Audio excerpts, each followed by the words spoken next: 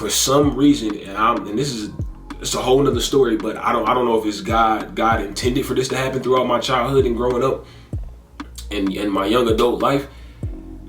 But I always end up on the underdog side. I always end up on like the, you almost got it.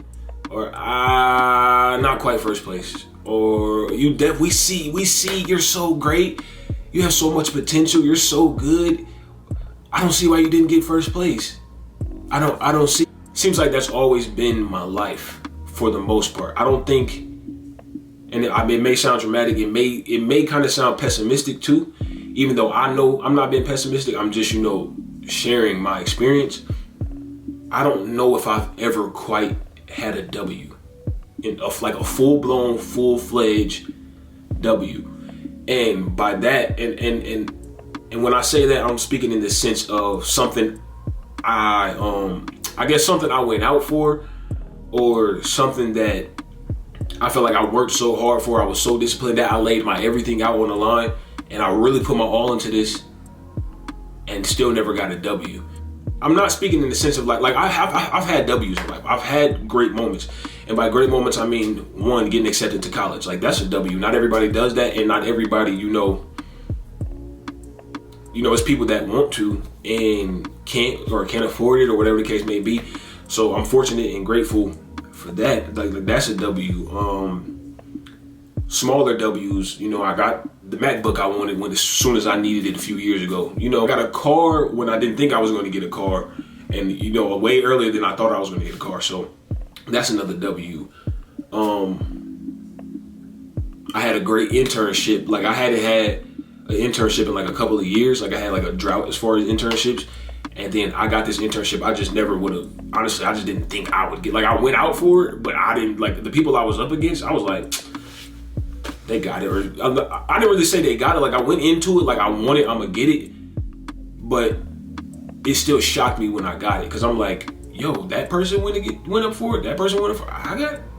But it also, it restored, those type of W's kind of restore your confidence, or let you know that you do got the juice. You do got the juice, maybe a little bit. Maybe you got more juice than what you thought. Anyway, on a tangent again, that's a whole nother conversation. But yeah, so damn, how did I get the L's and W's from being alone? I have no idea. Wow, that means I just be talking. I need a therapist, because clearly I have a lot to get out, and it's coming out in areas and ways it's not supposed to. Like, why are we talking about L's and W's when I'm supposed to be talking about? Okay, anyway, back to being alone. I like being alone because it helps me get to know myself better. It really does. It helps me to be more disciplined. It helps me to, I don't know, like, I don't have to care about what other people think when I'm alone, about things I have to say or things that I do. I don't have to feel weird. A lot of times, a lot of things that I naturally do, or my natural instincts or my natural reactions, I tend to feel are weird to other people's perspectives. And that's because, not just because I just assume that, but I've been told certain things I've done is weird, or like, I've just been told I'm a weird individual overall by certain people. I don't personally believe I'm weird, so to speak. I think that in certain environments, because what I'm doing or who I am is not normal or common in that environment, I seem weird. Yeah, I'm free of judgment when I'm alone. I'm free of judgment. People try to put me in a box a lot. So, box a lot. Why does that sound familiar? Box a lot. Sir barks a lot. Sir barks a lot from Johnson Family Vacation, the little imaginary dog that the youngest sister, the youngest kid had, and I think she left Sir Barks a lot at the hotel. Yeah, people try to put me in a box very often,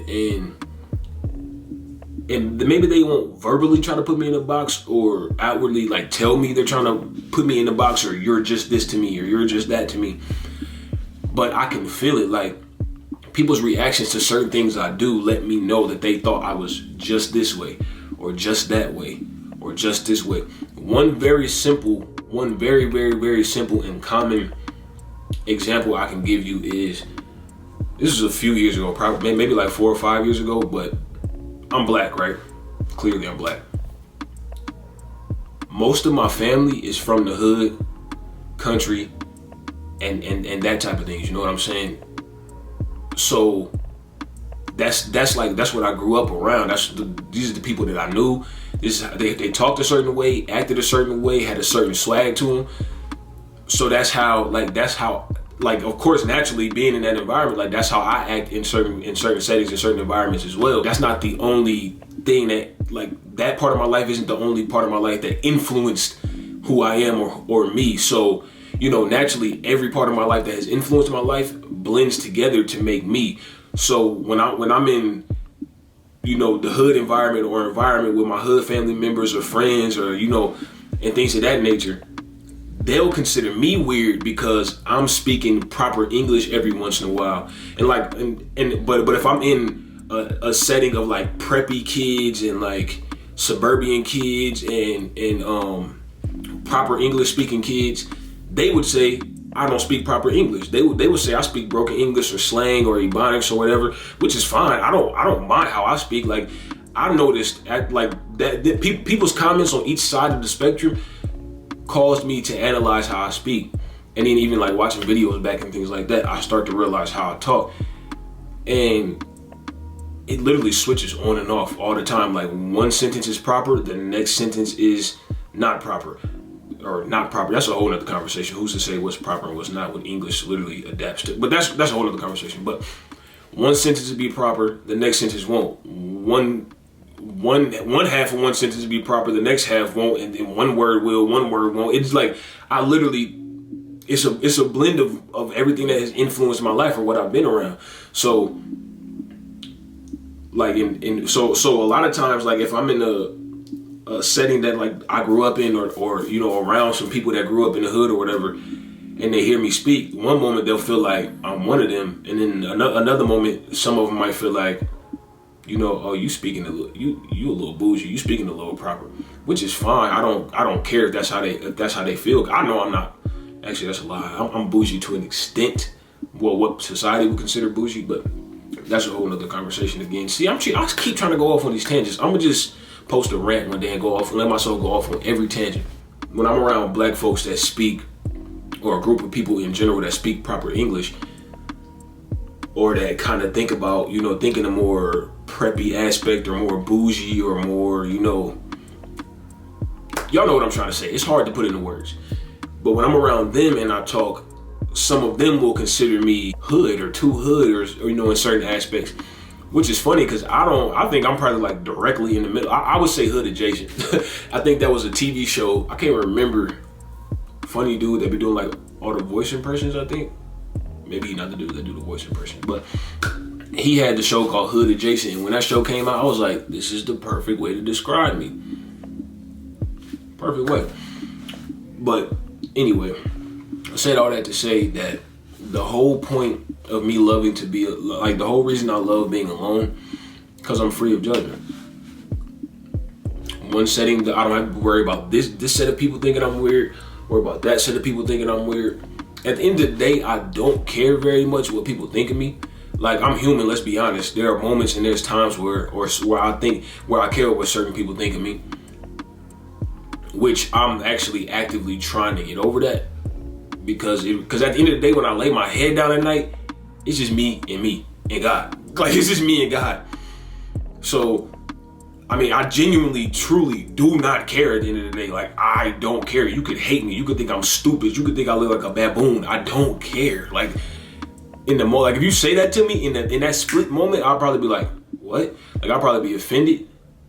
But when it's all said and done, I don't care. Like, you don't cut my checks.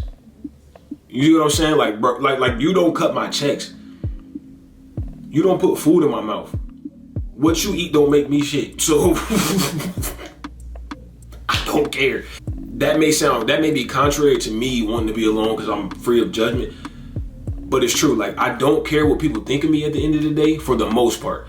But I also don't want my natural instincts and thoughts and feelings and how I operate to be analyzed. Like, I don't like it. It's not easy to do when it's just constantly being analyzed.